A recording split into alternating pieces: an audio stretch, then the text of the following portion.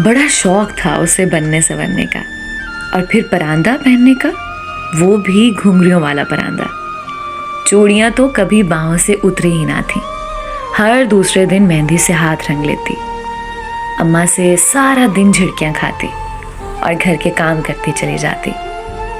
लड़की जात और ये चोंचले, ये लक्षण, लोग क्या कहेंगे? अरे अम्मा, लोगों का क्या है, लोगों को तो बहाना चाहिए बातें करने का। ये रोजाना का मुकालमा था जो उसके और अम्मा के दरमियान होता।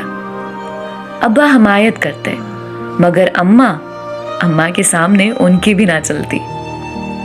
मगर वो अपने मन की लाडली थी, किसी की क्या सुनती। उसका मन उसके लाड उठाता। अंदर की दुनिया में बड़े रंग बिखरे थे। बहुत प्यार था उसे अपनी दुनिया से। फूल, तितलियों, बादल और बारिश से मोहब्बत थी। चेहरे पर मासूमियत और बला का सुकून था। देख अम्मा, एक परांदा ही तो मांगा है। रोज अम्मा से एक ही फरमाइश, अम्मा घुंघरियों वाला परांदा ले दो। अम्मा ने सादा परांदा लेकर दे दिया। अरे लड़की जात कमारी छन छन करती फिरेगी बाप के सामने, लाज नहीं तुझे? पर पता नहीं दिल में क्या समाई थी। जो पैसे जमा होते चांदी की घुंघरी लाकर लगा लेती। अरे कितनी घुंघरियां लगाएगी? अम्मा हर घुंघरी पर खरीदने पर डांटती। अम्मा पूरी 100 घुंघरियां लगाऊंगी। लंबे बालों में परांदा डालकर जब चलती तो छन छन करता। मेहंदी से रंगी हथेलियां और पांव, धानी आंचल कजरे की धार, बस यही था कुल सिंगार।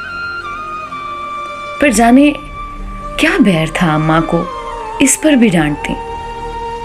फिर एक दिन फूफी अम्मा अपने आवारा बेटे का रिश्ता मांगने चली आई, जिसे अब्बा ने रद्द कर दिया।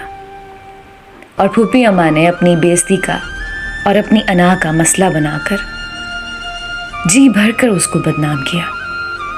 अरे लड़की का दिल ही नहीं था, किसी के साथ चक्कर होगा, लक्षण नहीं देखे, मेहंदी तो उतरती ही नहीं थी, और घुंघरियों वाला परांदा पहनकर तवाइफों की तरह सारे पासे मटकती फिरती है।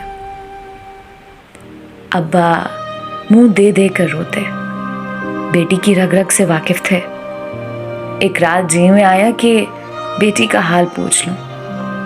रात का पिछला पहर जाए नमाज पर बैठी घुंघरू गिनती जाती। अब्बा एक तरफ खड़े देखते रहे।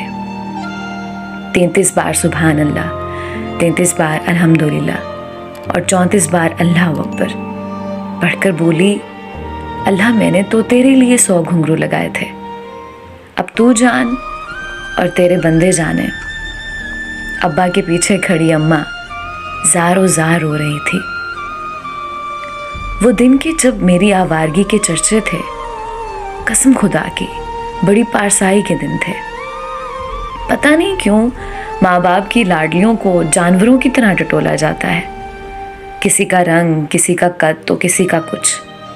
इतना तकलीफ दे मरहला तो रुखसती का नहीं होता जितना ये रिश्ते तय होने या ना होने का होता है। ऐसी बातों पर ऐब तलाश किया जाता है जो अल्लाह पाक की तरफ से होती हैं, जिनमें इंसान का अपना कोई अमल दखल नहीं होता। लड़कियां तो नाजुक होती हैं, पर कुछ लोग उनके एहसासात का बड़े बेदर्दी से मजाक बना जाते हैं। एहसास कमतरी की दलदल में फेंक के चले जाते हैं। बेटियां शक्ल सूरत की आम सी भी क्यों ना हो, अपने माँ बाप के लिए तो शहजादियां ही होती हैं। उन्हें तो हमसफ़र भी ऐसा चाहिए होता है जो उनकी कमी को पूरा करे, ना कि एहसान जतलाकर मज़ीद एहसास कमतरी में मुब्तला कर दे।